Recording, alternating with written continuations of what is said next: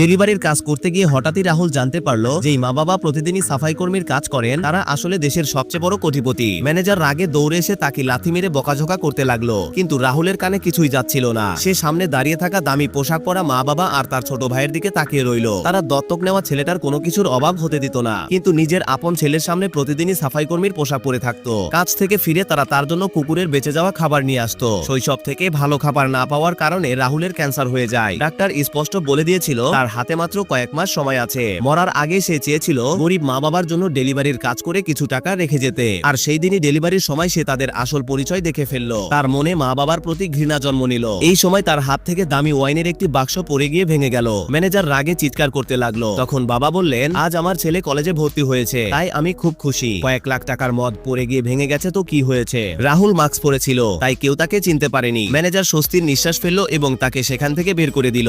বাড়ি ফিরে বাবা আবার সেই সাফাই কর্মীর পোশাক পরলেন এবং আগের মতোই বেঁচে যাওয়া খাবার নিয়ে এলেন। কিন্তু এইবার রাহুল বলল, আব্বু আম্মু আপনারা খান না কেন? মা হেসে বললেন, বাবা আমরা একটু কম খেয়ে নেব, ঘরে যা আছে তাই, আগে তুমি খেয়ে নাও। তারপর তিনি খুব সস্তায় একজোড়া জুতো বের করে বললেন, এটা তোমার জন্য। রাহুল চুপচাপ জুতোটা নিয়ে নিল। কিছুক্ষণ পর বলল, আমি খুব অসুস্থ, চিকিৎসার জন্য কিছু টাকা দরকার। জীবনে প্রথমবার সে মা বাবার কাছে টাকা চেয়েছিল। ঠিক তখনই দত্তক নেওয়া ছেলে এসে বলল, আমি আগেই বলেছিলাম ও মেয়েদের সঙ্গে হোটেলে যায়, নিশ্চয়ই কোনো খারাপ রোগ হয়েছে।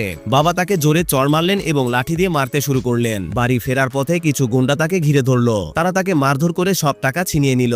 সে কাঁদতে কাঁদতে মা বাবাকে ফোন করে বলল, আব্বু আমাকে সাহায্য করো, কিন্তু বাবা ফোন কেটে দিলেন। পরের দিন সে আহত অবস্থায় বাড়ি ফিরল। দত্তক নেওয়া ছেলে আবার বলল, গত রাতে নিশ্চয়ই কোনো মেয়ের বয়ফ্রেন্ড ওকে পিটিয়েছে। বাবা আবার তাকে চড় মারলেন এবং দরজার সামনে হাঁটু গেড়ে বসিয়ে রাখলেন। সন্ধ্যায় মা বাবা তাকে বললেন, খেয়ে নাও, আমরা তোমাকে মাফ করে দেব। ঠিক তখনই রাহুল রক্তবমি করলো এবং সেখানেই লুটিয়ে পড়লো। হাসপাতালে ডাক্তার বাইরে এসে বললেন, রাহুলের হাতে আর বেশি সময় নেই। নোংরা ও অল্প খাবার পাওয়ার কারণে তার ক্যান্সার হয়েছে। সেই মুহূর্তেই মা বাবা নিজেদের ভুলের ভয়াবহতা বুঝতে পারলেন।